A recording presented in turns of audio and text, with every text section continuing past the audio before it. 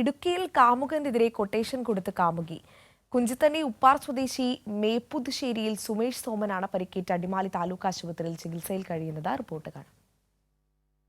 Kunchithanni സ്വദേശിനിയും info park ജീവനക്കാരിയുമായ യുവതിയുമായി യുവാവ് അടുപ്പത്തിലായിരുന്നു. ഇരുവരും ഒരുമിച്ചായിരുന്നു കഴിഞ്ഞിരുന്നതും. എന്നാൽ ഇതിനിടെ തമ്മിൽ പിണങ്ങിയതോടെ പ്രശ്നങ്ങൾ ആരംഭിക്കുകയായിരുന്നു.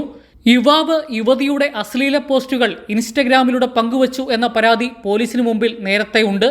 കൊട്ടേഷൻ നൽകി മൊബൈൽ ഫോൺ കവരുകയായിരുന്നു ലക്ഷ്യം എന്നാണ് മനസ്സിലാകുന്നത്. കൊട്ടേഷൻ സംഘം യുവാവിനെ മർദ്ദിച്ച് കാറിനുള്ളിൽ കെട്ടിയിട്ട ശേഷം 2 മൊബൈൽ ഫോണുകൾ മാത്രം കവർന്ന് കടന്നു കളയുകയായിരുന്നു.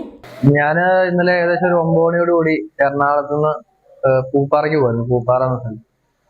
അതില് നമ്മുടെ കല്ലാർ റൂട്ടിൽ കഴിയുന്ന സമയം പറഞ്ഞാൽ 11 മണിക്ക് അടുത്ത സമയത്ത് നമ്മൾ അവിടെ എത്തുമ്പോൾ ഏകദേശം ഒരു 4-5 പേര് ഒരു വല സൈഡായിട്ട് വഴിയുടെ വല സൈഡിൽ നിൽക്കുന്നുണ്ട്. അതിൽ ഒരാള് വണ്ടി വന്നപ്പോ തന്നെ നമ്മുടെ വണ്ടിക്ക് കൈ കാണിച്ച് വണ്ടിയുടെ മുമ്പിലോട്ട് കടന്നു വന്നു.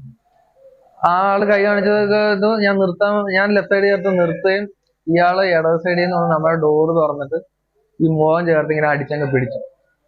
അപ്പൊ വന്നിട്ട് അയാളുടെ മറ്റേ കൈ കൊണ്ട് നമ്മുടെ അടുത്തേക്ക് വന്നപ്പോ കൈ പിടിച്ച് നമ്മൾ തള്ളി. ആ തള്ളിയ കയ്യിൽ അയാളുടെ കയ്യിൽ എന്തോ ഉണ്ട്, ഒരു സ്റ്റീലിന്റെ എന്തോ സാധനം ഉണ്ട്. അത് വെച്ചിട്ട് നമ്മുടെ കഴുത്തേക്കടെ കൊണ്ടങ്ങ് പോയി.